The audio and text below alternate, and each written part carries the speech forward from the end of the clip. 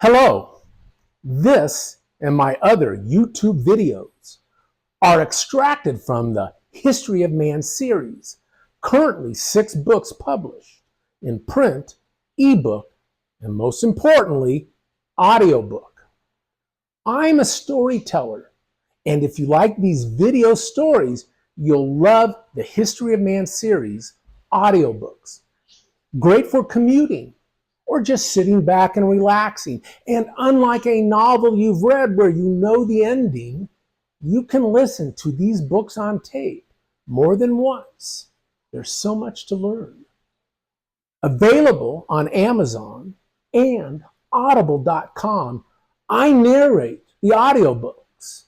And the best part about that is you can listen to these stories without having to look at my stupid face.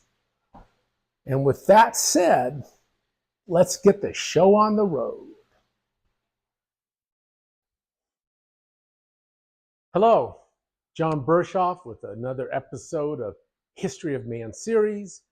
Today's subject, Serendipity Part 2, Discovery of Quinine. When we think of antibiotics, when we think of them at all, we think of wonderful discoveries like penicillin. These types of drugs fall into the category of antimicrobials. Now, before such antimicrobials were discovered or created, physicians attempted to kill infections by other means. Topical infections on the skin might have, and still are since antiquity, killed with chemicals like topical iodine or bromide, which you and I know as betadine. These halides like to remove electrons from things, from cellular things, like bacteria, destroying the cell integrity. But they can't be taken orally. The same is true for alcohol, like isopropyl alcohol, better known as rubbing alcohol, or methanol, or ethanol. They kill topically, dissolve cell membranes. But only ethanol can be taken orally, not for infection, like with a gin and tonic. And it is not poisonous. Sort of. You drink too much ethanol, it will kill. It will kill your liver. Dyes used in textiles since antiquity also killed cellular things, topically, like methylene blue. And of course, mother rubbing a tincture of mercurochrome on an owie was popular in my day. Topical mercury. Mercury is very poisonous, but it has been banned in the United States, the mercurochrome, since 1998 due to obvious toxicity and questionable efficacy. More gently, things like topical honey or even topical urine kill things. With honey, it produces hydrogen peroxide, which lyses bacteria cells, the oxygen in the hydrogen peroxide looking for an electron. With urine paste, like dried cow's urine, the acidity coupled with the hypertonicity damage bacteria cell walls. Or so folklore says, and I'd like to know how they discovered that. What herbs that can be taken internally that might kill bacteria is unclear. It is also unclear which early substances taken internally were known to kill infection, but certainly mercury was at the top of that list, known as salvarsan. Out of Africa, 1937, written by Karen Blixen under her pen name Isaac Dennison, made into a fabulous 1985 movie by the same name, starring Meryl Streep as Karen Blixen and Robert Redford as Dennis Finch Hatton. The storyline, or a subplot, reveals a period in her life where Karen Blixen had to leave Africa and her farm for several years to be treated for syphilis, a sexually transmitted disease, no doubt a gift from her less than faithful, womanizing husband, Bror Blixen. She was treated back in Denmark with oral mercury called salvarsan, eventually cured, likely made her sterile, but she was able to return to I had a farm in Africa at the foot of the Ngong Hills. The opening line of the book, a famous off-quote line. Salvarsan, or mercury, was one tough mother to fight infections. The mercury would just as likely kill the patient as cure the patient. Another kindred spirit of mercury to treat infections is that poison, arsenic, a favorite poison for murdering people. As a drug, it was marketed as asphoneramine. As a poison, it was thought to have killed many historic notables, a few Roman Caesars, stuff like that. Although death cap poison mushrooms was a preferred method of knocking off political rivals in ancient times, including Caesars. In modern times, when we think of antibiotics, we think of something taken orally, and penicillin is the first to come to mind. And although penicillin was the first antibiotic discovered, it was not the first antimicrobial discovered that could be taken orally. That honor belongs to an anti-parasite drug. The Andes, which is the longest mountain range on Earth, is part of the American Cordillera, a mountain range that begins in the Antarctic Sea, below sea level, emerges as the Andes of South America, continues as the Sierra Madres through Central America, continues through the United States with three divisions, the Rocky Mountains, the Sierra Nevadas, and the Columbia Range, heads off into Canada and Alaska as the Alaska Range and the Brooks Range, where it dead ends, it just stops. It does not dive into the Arctic Ocean. Now, this American Cordillera formed when North and South American continents broke free of Pangaea 200 million years ago. Pangaea was the single continent on Earth. But as North America and South America broke free, they pushed into the Pacific Ocean and pushed up the American Cordillera. You can see how they two continents neatly meet Europe and Africa. But anyway, in the late 17th century, some well-meaning and likely well-educated Jesuit priests were slogging their way through the rainforests and the Andes of Peru, and they came across the Quechua peoples.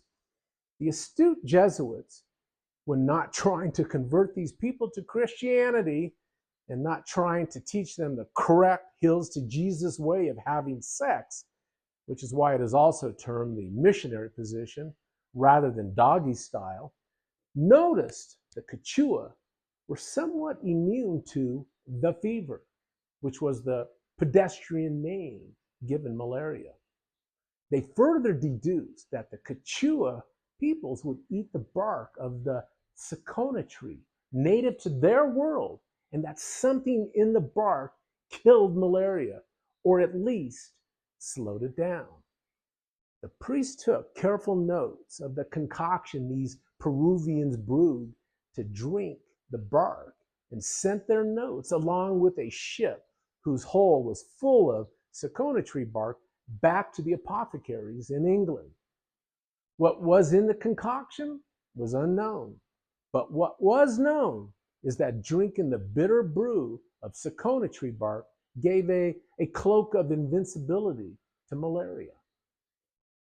Over the next few centuries, the British Empire was extending their empire into Africa and the subcontinent of India. In other words, imperialism. Two areas, Africa and India, were chock full of malarial mosquitoes, biting Europeans left and right, making them ill for years, if not killing them. Now, parasites tend not to kill, for by killing their host, they kill themselves.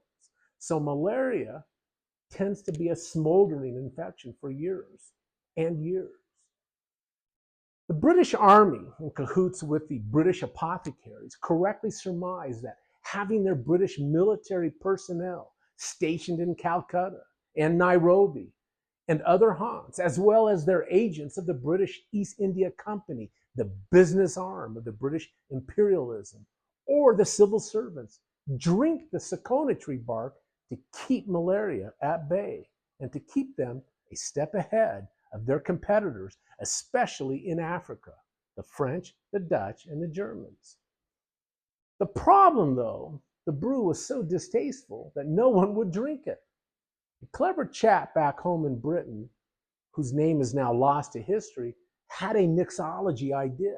Mix the Secona concoction with gin, since gin distilled from the juniper plant could itself mask other flavors. Gin does that. It has a strong taste. And it worked. The soldiers, the agents, the civil servants watered down their Secona tree bark with gin. They enjoyed it. It was reverse. Rather than water down an alcohol drink, you belly up to the bar. Instead, the Secona brew was watered down with an alcohol. A century later, in the latter half of the 1800s, the active ingredient in Secona that killed malaria was isolated. It was named, you guessed it, quinine, a name believed derived from Quechua and Secona, I guess. Guys and gals who invent drugs get to name them. It's sort of like astronomers discovering asteroids. They get to name them too. Now, quinine is quite bitter. It was a reversal of a reversal that happened next in adult beverage mixology. What was once Secona tree brew watered down with gin became gin with a tincture of quinine and soda to water the gin down for that ever so perfect classic British drink, a gin and tonic. As for quinine, pharmacologists messed around with the basic structure and gave the world even more potent anti-malarial drugs, chloroquine and mefloquine, for example. And if you're interested, quinine kills malaria parasites by gumming up the parasite's ability to make nucleic acids needed for its DNA. Now, why a tree chemical bark would do this is unknown. Just a freak of nature, no reason for it really.